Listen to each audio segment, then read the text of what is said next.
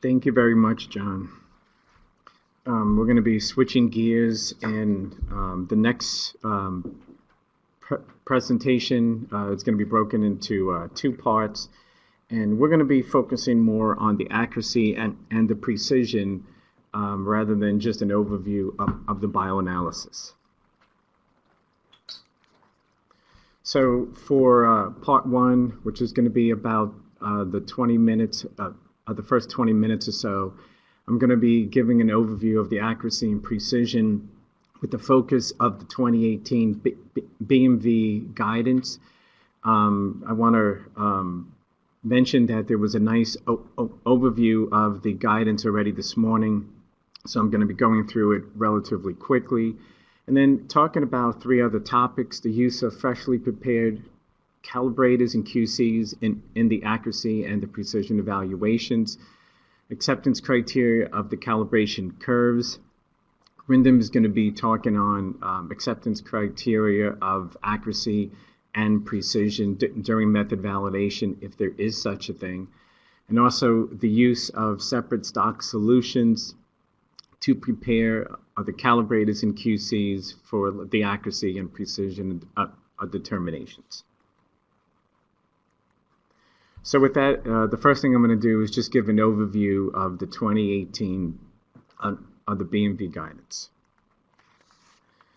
And so one reminder is the BMV Guidance describes the agency's current thinking of a topic.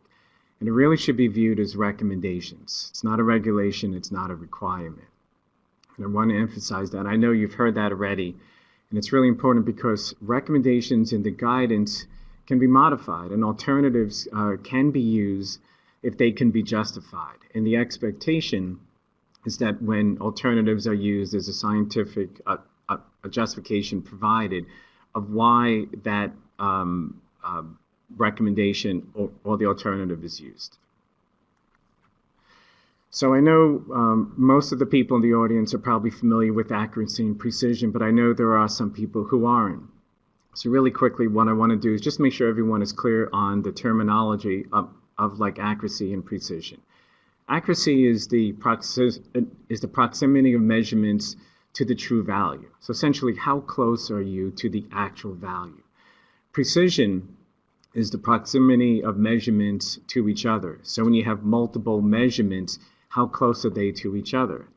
So sometimes you see this depicted as sort of like a dartboard. What I'm going to do is just show you four plots where each of the red lines represents the nominal concentration. So the first one is showing where each of the values are close to the nominal concentration and close to each other. And here we have an example where the accuracy is good and the precision is good. For the second one, we have an example where there's a huge scatter in the measurements, but if you took the mean would be very close to the nominal concentration, but because there's a lot of scatter and variability, the precision is bad. So this is an example where the accuracy is good and the precision is bad. In the third case, you can see that none of the concentrations are close to the nominal concentration. They're all well below the line, but they're all similar to each other. So this is, whoops.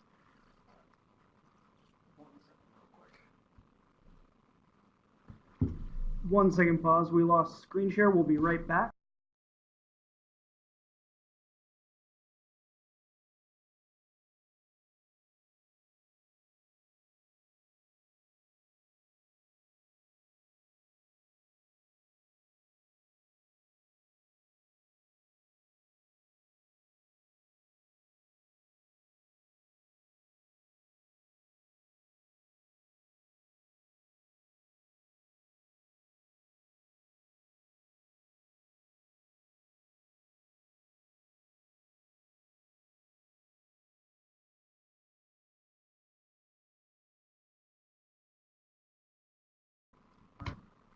Sorry about this, ladies and gentlemen. We'll be right back. We're having a few technical difficulties that we're going to work out in just a few moments.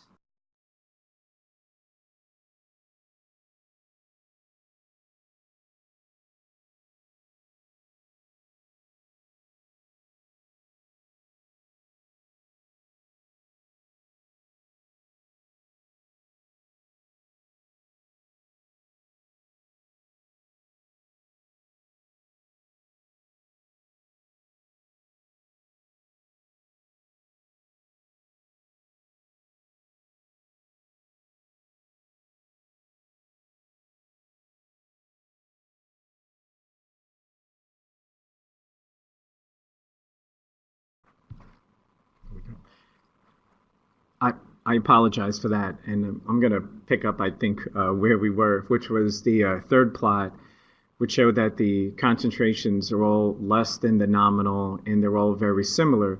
So for that reason, the accuracy is bad, the precision is good. And then in the final one on the right, this is an example where all the concentrations are essentially greater than the nominal, and there's a lot of scatter among them. Thus, if you took the mean, the mean concentration would be much greater than nominal, and thus the accuracy is bad, and the precision it is also bad. So what I want to do is just talk about how the accuracy and precision is evaluated. And essentially, I'm going to just call that the A and P. And essentially, A and P is evaluated by analyzing replicate QCs at multiple concentrations across a proposed range. And this is usually from the lower limit of quantitation up to the high QC. I'm also going to be talking about the 2001 guidance and contrasting that to like the 2018 guidance.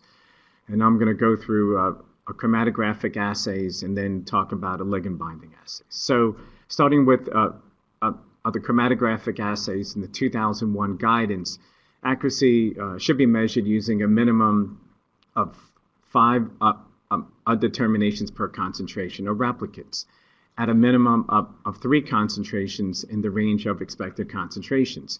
What's very important about this is that the 2001 guidance had said a minimum of 3 concentrations, and sometimes on inspections we saw that they only evaluated 3 concentrations. And those 3 concentrations sometimes were the low, the mid, and the high QC, and they didn't include a determination of the lower limit of quantitation. Now that's important because when you look at the 2018 guidance, that was revised. And now instead of a minimum of 3, it says should include 4 levels. And this includes the lower limit of quantitation, the low, the mid, and the high QC per run. Similar to the 2001, it includes 5 replicants per level and at least 3 independent A and P runs. So for your acceptance criteria, accuracy plus or minus 15% at the nominal of the nominal concentration, except at the lower limit of quantitation, which is plus or minus 20%. And then precision is similar, less than or equal to 15% CV, except at the low limit of quantitation, which is 20%. For ligand binding assays, there wasn't a lot of information in the 2001 guidance on this, so this is actually a new section. And this really talked about there should be should include 5 QC levels compared to 4, and that's because we got QCs at the lower level, the low, the mid, the high, and also the upper level per run, 3 replicates per each level, and 6 independent runs. Compared to the 3 in the chromatographic. And then also for the acceptance criteria, essentially everything is shifted by 5%. So for accuracy, it's 20% of nominal, and it's 25% at the extremes, the lower limit of quantitation and the upper limit of quantitation. And then precision is similar. It's 20% CV, except at the lower limit of quantitation and the upper limit of quantitation, which is 25. And then one thing I want to just talk about are when you've seen consistent results that are close to the acceptance criteria. So the accuracy and precision expectations are provided in the guidance, but sometimes you see QCs that, especially in method validation, are performing consistently close to the acceptance criteria. So 20% for the low limit of quantitation and 15% for others. Really what this indicates is potential issues with the analytical method or concerns, and our recommendation is that they should be investigated. Usually the method validation is sort of the best case scenario. Sometimes you'll see if things are performing right up to or close to the acceptance criteria and method validation, you may run into problems later during the sample analysis.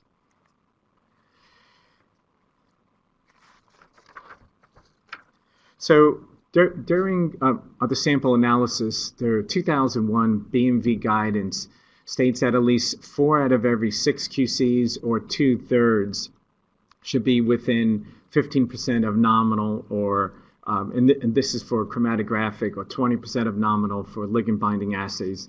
This is not including at the low limit of quantitation or the upper limit of quantitation. The 2018 guidance was a little bit different. This one actually states greater than 67% of QCs should be 15% of nominal for a chromatographic method, or greater than or equal 67% should be greater than 20% of nominal for a ligand binding assay. Questions that we have been asked is, since 67% is technically greater than 2/3, does that mean you need 5 out of 6 QCs are needed to pass? And the answer is no.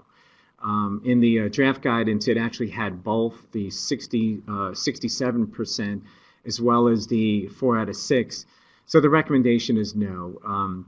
We expect that 4 out of 6, which is technically 66.67% of QCs, need to meet the acceptance criteria. And in this case, it was rounded to 67, but unfortunately, it can create a little bit of confusion. So I just wanted to clarify that. And the last thing I think in this section is ISR, which is the incurred sample reproducibility. For those who don't know, incurred samples are subject samples. So this is an example where samples are analyzed during runs, and then select samples, usually around the Cmax and the elimination phase, are analyzed again, and the concentrations are compared to one another's. The recommendation in the guidance is at least 67% of samples should be within 20% of the mean. So really what you're looking at is the original, sort of the repeat, and it's divided by the mean should be within 20%. So one questions we sometimes get is if the ISR meets the acceptance criteria, you're showing large differences. So sometimes you can see differences between the original and the repeat, 50, 60%. Or if you sometimes see all the ISR samples for a given subject, and usually you have about 2. If it's a 2-period study, you have a Cmax and an elimination phase. So what's the issue if you've seen some of those, but you're still meeting the acceptance criteria? And the bottom line is it may indicate issues with the robustness of the method. And so our recommendation is to do an investigation to look at why that is that certain subjects, all the ISR samples could be failing, or that you're seeing for the third that are passing, why you're seeing large differences between the original and the repeated sample. So the next topic I want to just go through freshly prepared CALs and QCs in the accuracy and precision evaluations. And I'm also going to be going through a little bit about method validation, and then this is only, I think, on the 2018 guidance. So during the method development, the 2018 guidance states that freshly prepared QCs are recommended for accuracy and precision evaluations. And part of that is you don't have a validated method, stability data usually not available, may not be available during the method development to support the stability. And really what we're talking about is the stability of the analyte in the matrix. So for method validation, it has a similar message, and that is the sponsor should prepare calibrators and QCs from like separate stock solutions. And then it goes on to say freshly prepared the calibrators and QCs in all A&P runs is preferred. However, if this is not possible, the sponsor should use freshly prepared QCs in 1 or more A&P runs. Now, it's not unusual for other tests, including stability tests, benchtop stability, freeze-door stability, short-term stability, to be included on A&P runs in the method validation.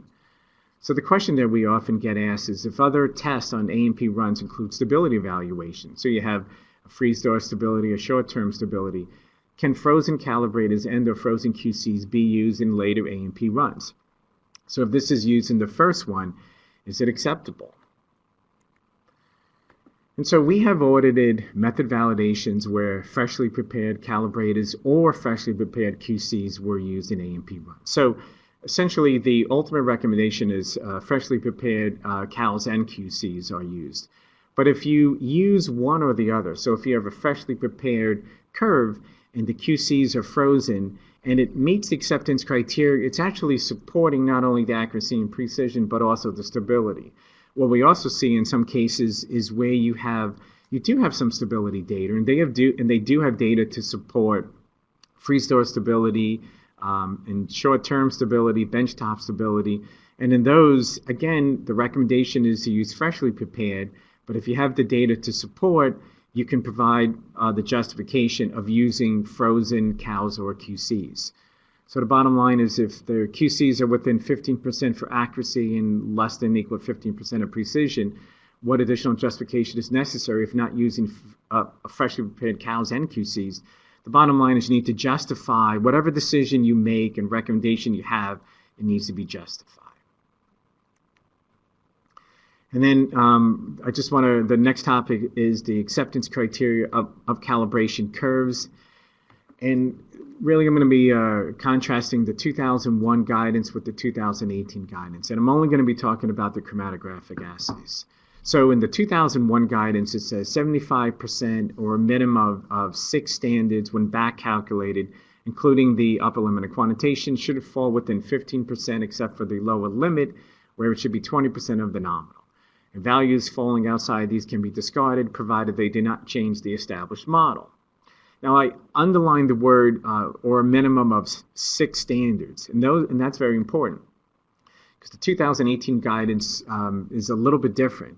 And for chromatographic assays, the first part is similar. Non-zero calibrators should be plus or minus 15% of nominal, theoretical, concentrations except at the low limit of quantitation, where the calibrator should be within like 20% of the nominal concentrations in each validation run. So, and then it goes on to say 75% in a minimum of 6 non-zero calibrator levels. So now we're not talking about calibrators or calibration standards, but we're talking about levels. Should meet the above criteria in each run. So the one thing the BMV guidance doesn't discuss is the use of more than one curve. So if 2 curves are used, how are they used? And if they are both used for regression, how do you determine the concentrations that are going into that, 1, the criteria, and 2, into the regression analysis? So for the next 4 slides, they all have a similar template. And essentially what this is, it's a run that is spread over 2 plates. So these are 96 well plates. In each of the plates has subject samples, a full curve either at the beginning or the end, and a full set of QCs. Okay, the green wells are those that for their and I'm only going to be focusing on the calibration curves. The green wells are those that meet the acceptance criteria, and the red wells are those that don't. So I'm just going to make it really simple. So if you look in this case, so this is one where you have the curve in the beginning, 6 of the calibration standards meet the acceptance criteria, 2 don't. And if you look at the calibration curve at the end, 7 meet the acceptance criteria and 1 doesn't.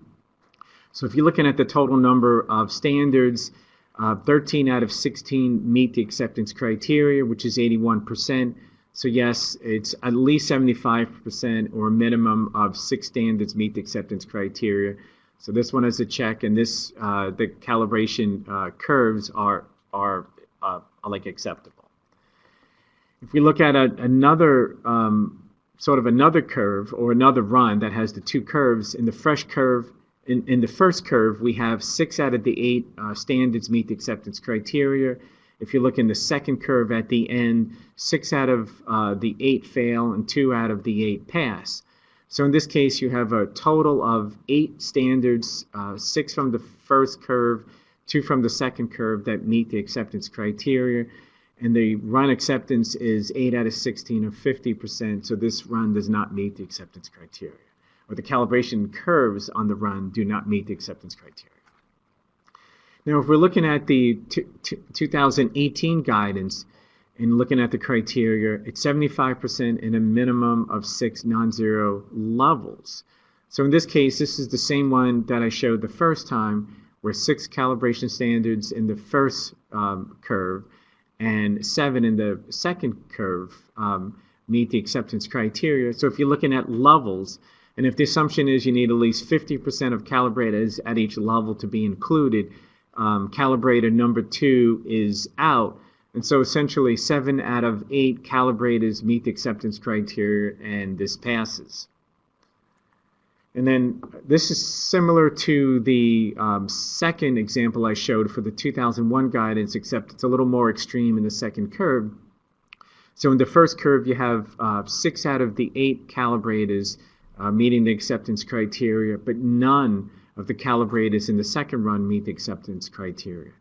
So in this case, again, if you use the criteria of you need at least 50% at each level in order to be included, calibrator 2 and calibrator 6 are out, but the other 6 calibrator levels are in.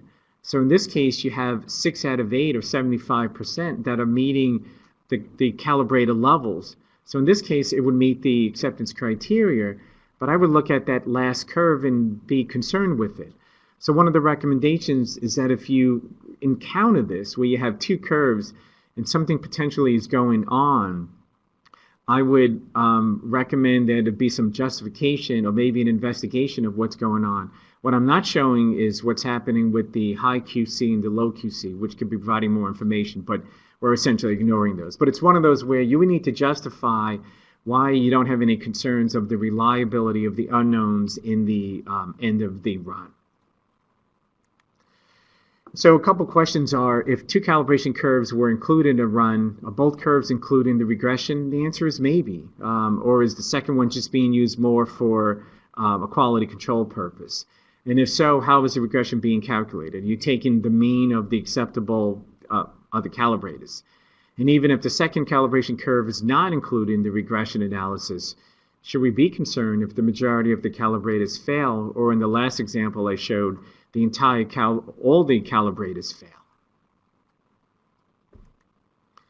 And then I just want to move on to the use of separate stock solutions to prepare the calibrators and the QCs. So the 2001 guidance states that calibration standards and QC samples can be prepared from the same spiking stock solution, provided the solution stability and accuracy has been demonstrated or it's been verified. Now, the 2018 guidance is somewhat similar. States that the sponsors should prepare any calibration standards and QCs from separate stock solutions. So again, the message is the calibration standards and QC should be made from separate stock solutions. However, if the sponsor can demonstrate the precision and accuracy of one validation run using calibrators and QCs prepared from separate stock solutions, then you can go ahead and then you can prepare calibrators and QCs from the same stock solution in subsequent runs. Now, the accuracy of stock solutions are commonly evaluated, and this is what we've seen on inspections by what is called a stock check. Essentially, being these are not in matrix, they're just in a neat solution, this is essentially a comparison of peak areas from both solutions.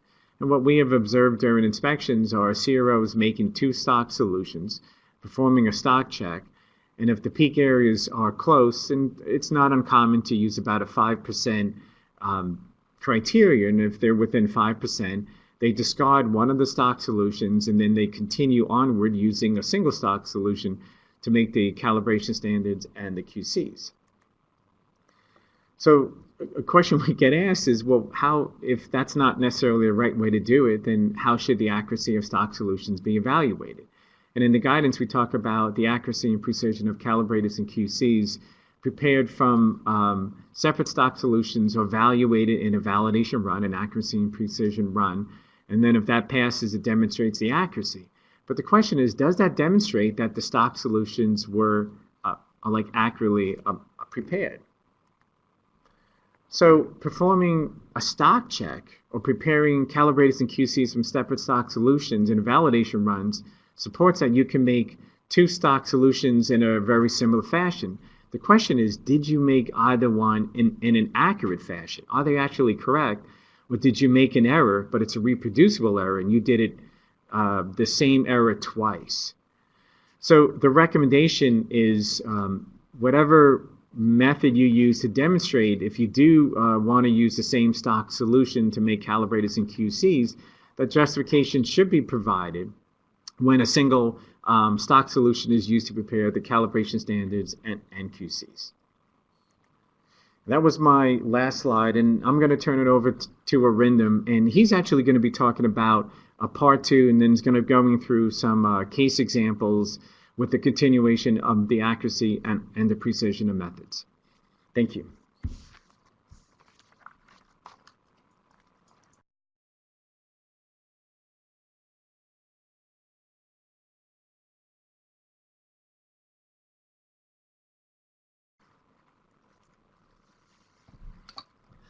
Thank you, Chuck, for introducing this topic. And the second part of this talk, I would be presenting some case studies related to my outline, and the outline has 3 topics.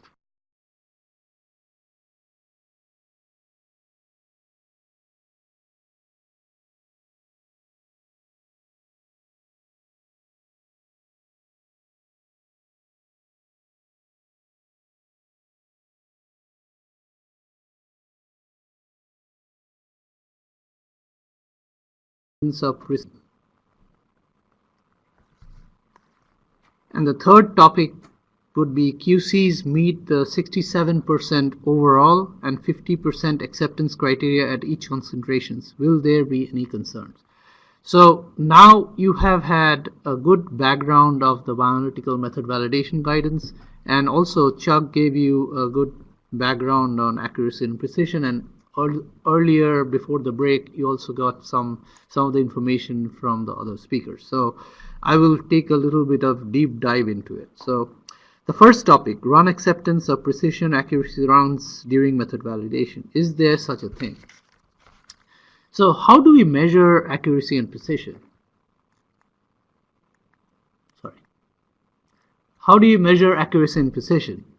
The run should meet calibration curve acceptance criteria and include the LLOQ calibrator.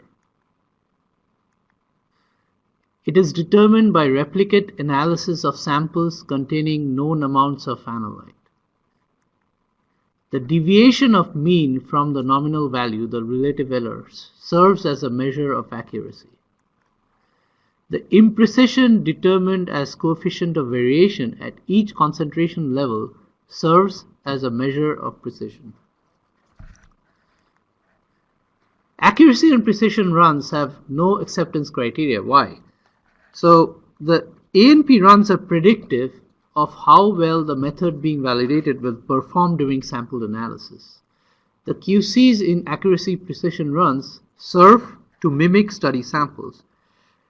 Not including bad QC data and including only good QC data during accuracy precision assessments gives a false estimate of accuracy precision of the method. The method may seem better than it actually is. So in this example where you have QCs at 5 levels, you have a high QC, you have a mid QC, then you have another mid QC, you have a low QC and an LLOQ QC. This example shows you where 6 replicates of them have been used. What you see is that the accuracy values are well within the acceptance at the LLOQ as well as at the other levels, which is within plus minus 15% or plus minus 20% at LLOQ. And also you see the precision is within 15% at the other levels except 20% at LLOQ. So I'm going to present a case. So all QCs have to be included in the analysis. So I'll be presenting this case where we did an inspection, where during an inspection of this study we found these following, we observed this following items. So the QCs were at 5 levels, including LLOQ QC, low, mid 1, another mid QC and a high QC levels.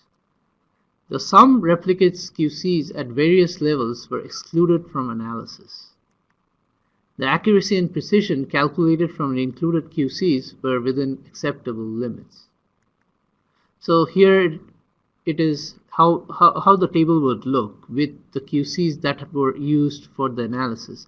As you see, the QCs we had under the HQC you had only 5 QCs used, under mid QC you had 5, under the M1 QC you had only 4, and the LQC you had 3, and the LLOQC had 4.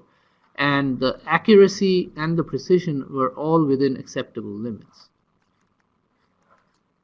So we asked the site to recalculate the accuracy and precision after including all QC values.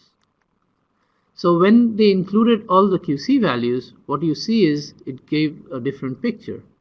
The precision was not as good as it originally showed, as well as the accuracy was not as good as originally it showed.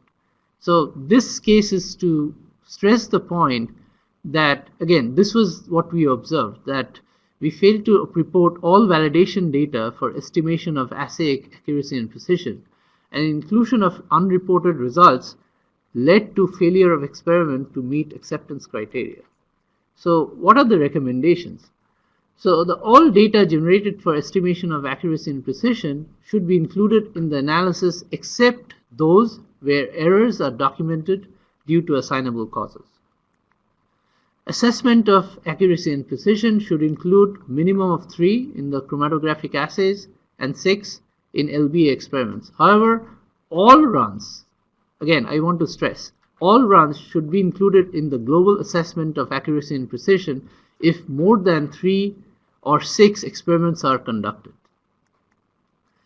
Within run and between run accuracy and precision should be determined for each QC level, including the LLOQ QC. So now I come to the second topic,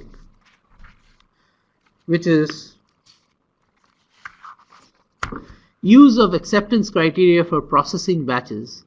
Do we use overall acceptance criteria or acceptance criteria of each processing batch? So these are the recommendations from the Bioanalytical method validation guidance. The Bioanalytical method may necessitate separation of overall analytical run into distinct processing batches. The samples on the run exceeds, if the samples in the run exceeds the capacity of a 96 well plate, or when a solid phase extraction manifold cannot accommodate all samples. During sample analysis, each distinct processing batch should contain duplicate QCs at all levels. Example, it could be low, mid, high. If you are using more QCs, you should have duplicate of all those levels, along with the study samples. During sample analysis, a distinct batch or batches in an analytical run may be rejected when it fails to meet QC acceptance criteria. However, remaining batches may pass provided the analytical run meets the overall QC acceptance criteria. So what are the questions? What is an acceptance criteria for an analytical run? What is the acceptance criteria for a batch? Can we reject individual batches when the analytical runs meet acceptance criteria? These are the answers I'm going to give you in the next few slides. So this is an example I'm showing you where in a run you have two batches. The batches are shown in purple and the overall run is shown in red. So the key is, you see the run is shown there, and then the two batches are shown in the left corner. So next few slides I use the same concept where I show the batch as well as the run. So in this run you had two batches where you had 6 QCs, and each batch had QCs at duplicate QCs at each level. So 4 out of 6 QCs, as you have learned before, 4 out of 6 QCs have to pass in each batch for the batch to meet acceptance criteria. And in the run, 8 out of the 12 QCs have to pass to meet acceptance criteria. Similarly, in the ligand binding assays, it's similar, except the QCs can be at 20 plus minus 20% of the nominal, and that's it's little more than, it's 15% in chromatographic and it's 20% in ligand binding assays. So in this example, what I am showing you is the first part where the batch 1 had 6 QCs. 4 of the 6 QCs passed in both batches, and you had at least 50% of the QCs passing at each level in both batches. So individually the batches passed, and when you look at the run also passes because you have overall 8 of the 12 QCs passed. In this example, we have in each batch you had 3 out of 6 QCs passed, and Batch 2 also 3 out of 6 QCs passed. So you didn't meet the 67% QC passing.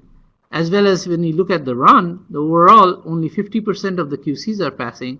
So the run also doesn't meet acceptance criteria. In this example, what we show is the batch 1 fails because only 50% of the QCs are passing. The batch 2 passes where 5 out of 6 QCs are passing.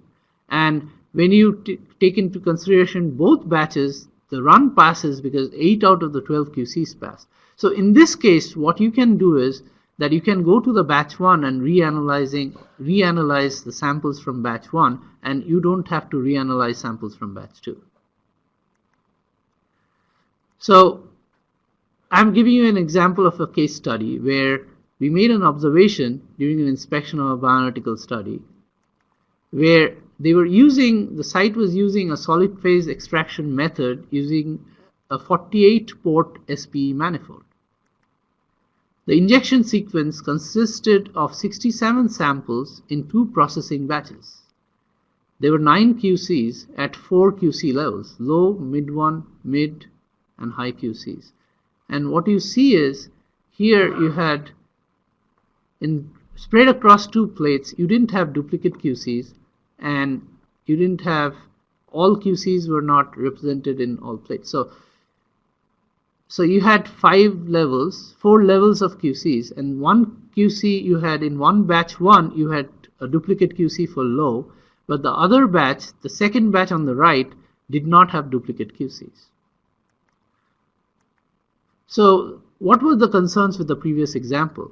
Although duplicate QCs existed across the run, each processing batch did not have duplicate set of QCs to account for the run.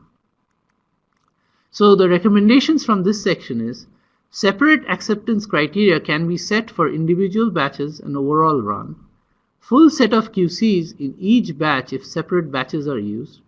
Data from individual batches may be acceptable if overall run meets acceptance criteria. So this is the third topic. QCs meet 67% overall and 50% acceptance criteria at each concentration. Will there be any concerns? So what is, again, giving you just a background on what is the role of QCs. The QCs are representative samples which are inserted into the testing process. The QC samples are treated in the same manner as study samples and by being exposed to the same operating conditions. The QC samples mimic subject samples and evaluate reliability, which meaning that precision and accuracy of the method. An acceptable performance of the QCs indicates results from the study samples are valid and reliable for reporting. So in this example, what you see is you have 6 QCs, 3 QCs are there at low, mid, and high, and you have duplicate QCs. And both the batches, if you see the second batch, same scenario. You have 4 out of 6 QCs passing. And then if you look at the run acceptance criteria, you have 9 out of the 12 QCs passing. So the run would have passed and both the batches pass. But do you have any concern? So if you look at the second batch, what you see is that you have consecutive QC failure, the mid QC is failing and the HQC is failing, and then you have a number of subject samples run after that. So in this scenario, because the QCs mimic study samples and if they start failing, you don't have a control over the region where there are only subject samples. So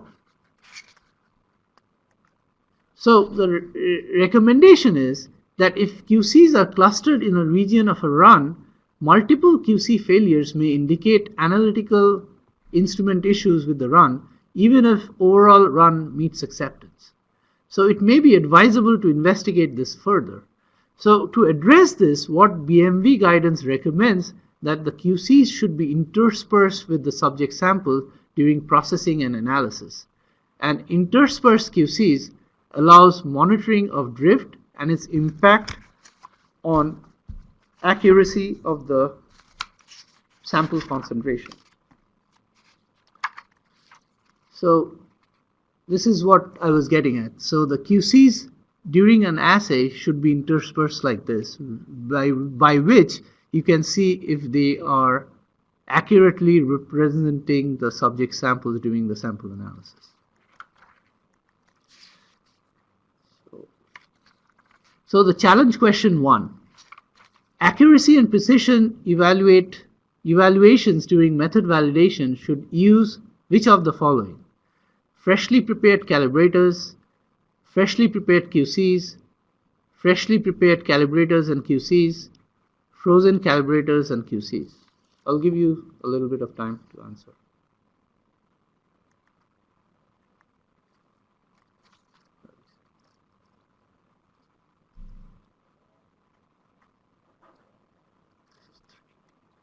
So the right answer is number 3, which is freshly prepared calibrators and QCs.